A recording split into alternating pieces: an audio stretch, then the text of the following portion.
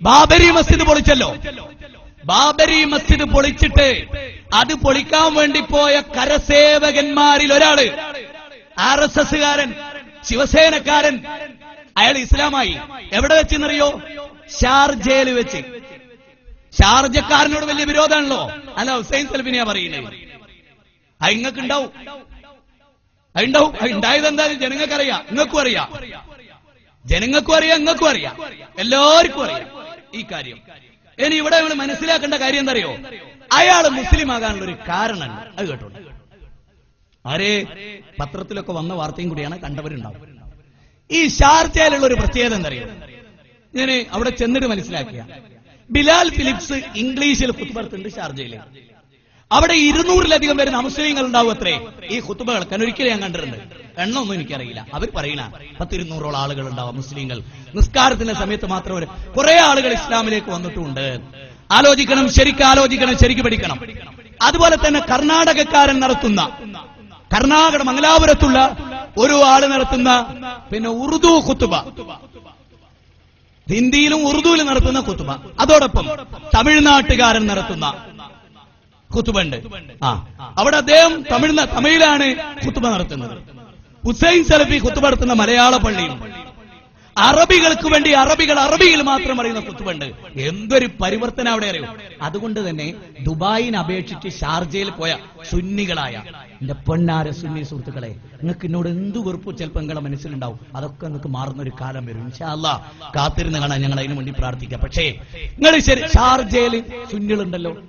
ഈ നാട്ടിലെ സുന്നികളോട് ചോദിക്കേ, മാതൃഭാഷയിലെ ഖുത്ബ നടത്തിയിട്ട് പല സുന്നികളും വിശുദ്ധ ജീവിതം നയിക്കുന്നത് മുജാഹിദുകളുടെ ഖുത്ബ കേട്ടിട്ടാ. അങ്ങനെ ഈ കരസേവകൻ ഇസ്ലാം സ്വീകരിക്കാനുള്ള കാരണം എന്താ അറിയോ? അദ്ദേഹത്തിന് ഉറുദു നന്നായിട്ട് അറിയാം. ഈ ഉറുദുവിലെ ഖുത്ബ ഇദ്ദേഹം പള്ളിയുടെ സൈഡിൽ വെച്ച് ഇങ്ങനെ കേൾക്കും. കേട്ട് ഇതാണ് ഇസ്ലാം എന്ന് മനസ്സിലായപ്പോ അദ്ദേഹം ആ ആദർശം വിട്ടെറിഞ്ഞ് ഇസ്ലാം സ്വീകരിച്ചു. ഇവിടെ സുന്നികൾ ശരിക്കും മനസ്സിലാക്കുക, നിങ്ങൾ അറബിയിൽ ഖുത്ബ പറയുമ്പോൾ RSSകാർക്ക് തെറ്റിക്കാൻ വലിയൊരു അതിന്റെ ആവശ്യമില്ലല്ലോ. അതിൽ ബലം പിടിക്കേണ്ട, വാശി പിടിക്കേണ്ട കാര്യമുണ്ടോ? റസൂല് പറഞ്ഞ ആ ഖുത്ബ ജനങ്ങൾക്ക് മനസ്സിലാവണം. അതുവഴി ജനങ്ങൾ നന്നാവണം. ഇനി മാറാടും പൂനാടും വിഴിഞ്ഞത്തും പൂന്തറയിലും ധാരാളം സുന്നികളാണുള്ളത്. അതുകൊണ്ട് തന്നെ ആ സുന്നികൾ നയിക്കുന്ന പള്ളികളിലെ ഖുത്ബ കേൾക്കാനാണ് അവിടുത്തെ NDF-കാരനും അവിടെ ജമാഅത്തെ ഇസ്ലാമിക്ക് പള്ളിയില്ലെങ്കിൽ അവർക്കും ആ നാട്ടിലെ മുഴുവൻ ആളുകൾക്കും ആ പള്ളിയിൽ വരാനേ കഴിയുന്നുള്ളൂ. അപ്പൊ നമുക്ക് മാറാട് കലാപുണ്ടായി. ഒരു വെള്ളിയാഴ്ചയായിരുന്നു, എല്ലാവർക്കും അറിയാലോ അല്ലെ? അടുത്ത വെള്ളിയാഴ്ച മാറാടുത്ത സുന്നി പള്ളിയില് ഇതിനെതിരെ എങ്ങനെ ഇവര് ബോധവൽക്കരിക്കുക? ആലോചിക്കണേ. ഞാൻ പറയുന്നത് കുറച്ച് ദീർഘിച്ച് പറയുന്നു, ഞാൻ പറഞ്ഞല്ലോ. ഇതിലെനി കേരളത്തിൽ അവ്യക്തത ഉണ്ടാകാൻ പാടില്ല. ശാലിയത്ത് ജീവിക്കുന്ന ഒരൊറ്റ മുസൽമാനും എന്തുകൊണ്ട് മാതൃഭാഷയിൽ ഖുത്ബ നടത്തുന്നു എന്ന് ഇതിൽ കൂടുതൽ വിശദീകരിച്ച് പഠിപ്പിക്കാനില്ല. അതുകൊണ്ടാണ് ഞാനിത് പറയുന്നത്. നിങ്ങൾ ആലോചിക്കണം, അവിടെ അറബി തന്നെയായിരിക്കും ഖുത്ബ പറയാം. അപ്പോ ആ ഖുത്ബന്റെ തൊട്ടു മുമ്പ് അവർ ആലോചിച്ച് ഇന്നടത്തൊക്കെ ആയുധം വെക്കണം, ഇന്നടത്തൊക്കെ. ഖുത്ബ കഴിഞ്ഞിട്ടും അതേ പ്രതികരണം തന്നെ. കാരണം ഇത് ശരിയല്ല എന്ന് പഠിപ്പിക്കാനൊന്നും മാത്രവുമല്ല, വെള്ളിയാഴ്ച ഒരു പ്രത്യേകത. ലോകത്തിലെ അറിയപ്പെട്ടൊരു കമ്മ്യൂണിസ്റ്റുകാരൻ പറഞ്ഞെന്നറിയോ? മുസ്ലിങ്ങളെ വെള്ളിയാഴ്ച കിട്ടുന്ന പോലെ നമുക്ക് കിട്ടിയിരുന്നെങ്കിൽ ലോകം മുഴുവനും കമ്മ്യൂണിസ്റ്റ് പ്രസ്ഥാനത്തിന്റെ കാൽ കീഴിൽ വരുമായിരുന്നു. ഒരു കാര്യം കൂടി പറഞ്ഞിട്ട്, ശ്രീകുമാർ മാതൃഭൂമി ആഴ്ച പതിപ്പിൽ, ശ്രീകുമാർ മാതൃഭൂമി ആഴ്ച പതിപ്പിൽ എഴുതുകയാണ്, ആത്മഹത്യയുടെ വേരുകൾ തേടി എന്ന ലേഖനത്തിൽ ആത്മഹത്യ ഏറ്റവും കൂടുതൽ കുറവ് മുസ്ലിങ്ങളിലാണ്. അതിന് പ്രധാന കാരണം അവരുടെ മാതൃഭാഷയിലുള്ള ഖുത്ബയാണ്. മലപ്പുറത്ത് മലയാള മനോരമ ഒരു സർവേ നടത്തിയിട്ട് പറഞ്ഞു, മുജാഹിദുകളുടെ സ്ത്രീകളും ജമായത്തിന്റെ സ്ത്രീകളാണ് ഏറ്റവും ഉത്ബുദ്ധർ, അതിലൊന്നാം സ്ഥാനം മുജാഹിദുകൾ. കാരണം അവർ മാതൃഭാഷയിൽ ഖുത്ബ നടത്തുന്നു. ഇനി ഇതിനോട് ചേർത്ത് ഒന്നുകൂടെ പറയട്ടെ, ഞാൻ ഒന്നുകൂടെ പറയട്ടെ. ഈ സമുദായം നന്നാവണ്ടേ? ഈ സമുദായത്തിന്റെ കേരളത്തിൽ തന്നെ മഞ്ചേരി അടക്കമുള്ള സുന്നി പള്ളിയിൽ മലയാളത്തിൽ പറയുന്നില്ലേ? മാത്രമല്ല, ലോകത്ത് ഈ ജനതയ്ക്ക് ഒരു പ്രത്യേകത ഉണ്ട്. എന്താ? വെള്ളിയാഴ്ച ആരെങ്കിലും ഫോൺ ചെയ്തിട്ടുണ്ട് ജുമയെങ്കിൽ പള്ളിയിൽ വരണേന്ന് പറയേണ്ട ഒരു അവസ്ഥ ഉണ്ട് നമുക്ക്. ഒരു മുസൽമാൻ നേരെ മറിച്ചടാ മുജാഹിദുകൾക്ക് മറുപടി പറയേണ്ട, അലവി സക്കാഫി ഈ വരണേ എന്ന് ഫോൺ ചെയ്യേണ്ടി വരില്ലേ? കാരണം അയാൾ അറിയില്ല.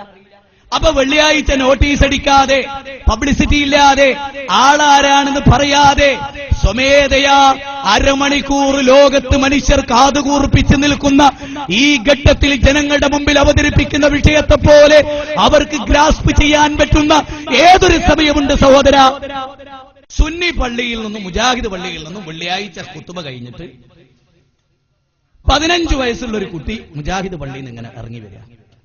50 വയസ്സുള്ള പക്വതയുള്ള സുന്നികളിൽ അറിയപ്പെട്ട ഒരു ആചാര്യൻ, കിതാബൊന്നും അറിയില്ല, പക്ഷെ അയാൾ ആചാര്യാണ്, ഞങ്ങളുടെ ഒരു ആചാര്യൻ. സുന്നി പള്ളിയിലാണ് 50 കൊല്ലവുമായിട്ട് പോയത്.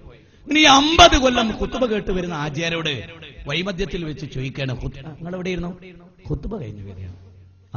പള്ളിയിനോ? അതെ. ഇന്ന് എന്തായിരുന്നു ആചാര്യ ഖുത്ബ? അപ്പൊ അയാൾ ഒരു നല്ല ഒച്ചയായിരുന്നു, നല്ല ഒച്ച. എന്തൊരു സൗണ്ട് എന്റെ മുസ്ലിയാർക്ക്, അൽഹംദുലില്ലാഹ് കേട്ടാ ഞെട്ടിപ്പോട്ടോ. അല്ല ആചാര്യ, എന്തെങ്കിലും പഠിച്ചോ നിങ്ങള്? അപ്പൊ ആചാര്യ, നിങ്ങൾ അങ്ങനെയൊക്കെ ചോദിച്ചാ സ്വീപ്പായി. ഞാൻ ആ മൂലയിലിരുന്ന് കുറച്ച് ഉറങ്ങിപ്പോയി, ഇന്നലെ യാത്ര ചെയ്തൊരു ക്ഷീണം ഉണ്ടായിരുന്നു, അതുകൊണ്ട് ഞാൻ കുറച്ച് ഉറങ്ങി, ഞാൻ കേട്ടിട്ടില്ല. പിന്നെ 50 കൊല്ലം പറഞ്ഞ ഖുത്ബ നിങ്ങൾക്ക് മനസ്സിലായ ആചാര്യ? ഖുത്ബേന്ന് എനിക്കൊന്നും മനസ്സിലായിട്ടില്ല. അപ്പൊ നമ്മുടെ ചാലിയത്തെ മുജാഹിദ് പള്ളിയിൽ നിന്ന് 15 വയസ്സുള്ള SLC പഠിച്ച കുട്ടി ഇങ്ങനെ ഇറങ്ങി വരിക. അപ്പൊ ആ കുട്ടീനോട് ഇയാൾ ചോദിച്ചു, മോനെ ഇജ്ജ് എവിടുന്നാ വരുന്നത്? ഞാൻ മുജാഹിദ് പള്ളിയിൽ നിന്ന്. മോനെ എന്തായിരുന്നു അവിടുത്തെ ഖുത്ബ? അവിടുത്തെ ഖുത്ബ എന്തായിരുന്നു മോനെ? അപ്പൊ കുട്ടി പറയാണ്, ലൻ തനാലുൽ ബിർറ ഹത്താ തുൻഫിഖൂ മിമ്മാ തുഹിബ്ബൂൻ. സൂറത്ത് ആൽ ഇംറാനിലെ 3-ാം അധ്യായത്തിലെ 92-ാമത്തെ വചനമാണ്. കുട്ടി പറഞ്ഞു, ഞങ്ങളുടെ ഉസ്താദ് 3-ാം അധ്യായം സൂറത്ത് ആൽ ഇംറാൻ എന്നുള്ള അവിടെ എന്തൊക്കെ കിട്ടിയെന്നറിയോ നോളജ്? 3-ാം അധ്യായം എന്ന് പറയുമ്പോൾ ആൽ ഇംറാനാണ് അതെന്ന് വന്നു. ആ അധ്യായം 3-ാം അധ്യായം എന്ന് വന്നു. അതിലെ 92-ാമത്തെ വചനമാണിതെന്ന് വന്നു. ആ വചനത്തിന്റെ അർത്ഥം എന്താ? നിങ്ങൾക്ക് ഇഷ്ടപ്പെട്ടതെന്തും നിങ്ങൾ പടച്ച തമ്പുരാന്റെ മാർഗത്തിൽ ചെലവഴിക്കുന്നത് വരെ നിങ്ങൾക്ക് പുണ്യം നേടാൻ കഴിയില്ല. ഈ ആയത്ത് വിശദീകരിച്ചിട്ട് ഉസ്താദ് അബൂ തല്ലത്തുൽ അൻസാരിന്റെ കഥ പറഞ്ഞു, ഉമർ ഇബ്നു ഖത്താബ് റളിയല്ലാഹുവിന്റെ കഥ പറഞ്ഞു, അബ്ദുല്ലാഹി ഇബ്നു ഉമറിന്റെ കഥ പറഞ്ഞു. ഇക്കഴിഞ്ഞ വെള്ളിയാഴ്ചന്റെ മുമ്പത്തെ വെള്ളിയാഴ്ച വൈറ്റില പള്ളിയില് ഒരു പ്രകാശൻ എന്ന് പറഞ്ഞു, മനോജ് എന്ന് പറഞ്ഞിട്ട് ഒരു ക്രിസ്ത്യൻ പയ്യൻ ഖുത്ബ കേൾക്കാൻ വന്നു. എന്നിട്ട് അയാള് നമ്മുടെ സദസ്സിലിരുന്ന് ഖുത്ബ കേട്ടു. ക്രിസ്ത്യാനിയാ. അപ്പൊ അയാൾ കുറെ കാലമായി മുജാഹിദുകളുടെ കേസറ്റ് കേൾക്കുന്നു, പിന്നെ അക്ബർ സാഹിബിന്റെ അടക്കമുള്ള ആളുകളുടെ. അപ്പൊ അദ്ദേഹം പറഞ്ഞു, എനിക്ക് ഇസ്ലാമിലേക്ക് വരണമെന്നുണ്ട്, ഇത് പഠിക്കും. അന്ന് നടത്തിയിട്ടുള്ള ഖുത്ബ വരെ വളരെ അഗാധമായി ശ്രദ്ധിച്ച് കേട്ടു ആ ചെറുപ്പക്കാരൻ. അവൻ പറയുന്നത്, ഞാനിങ്ങനെ ഒളിച്ചു നിന്നതൊക്കെ കേൾക്കാറുണ്ട്. ഇനി ഈ അടുത്ത കാലത്ത് ഞാൻ കോടതി പള്ളിയുണ്ട് തലശ്ശേരി. അപ്പൊ അവിടെ ഖുത്ബ നടത്തുന്ന ഒരു ഘട്ടത്തിൽ ഒരാള് 2-3 വെള്ളിയാഴ്ച തുടർച്ചയായിട്ട് ജനലിന്റെ അടുത്ത് വന്നിക്കും, പള്ളി കയറില്ല. അപ്പൊ ആരാണ്? ഒരു ഹിന്ദു സഹോദരനാ ഖുത്ബ കേൾക്കാൻ വന്ന. ഇന്ന് അൽഹംദുലില്ലാഹ് അയാൾ മുസ്ലിമാണ്. മുസ്ലിമായിട്ട് ഇപ്പോ 8 കൊല്ലത്തോളായി. 8 കൊല്ലം മുമ്പുള്ള കഥയെ പറയുന്നത്.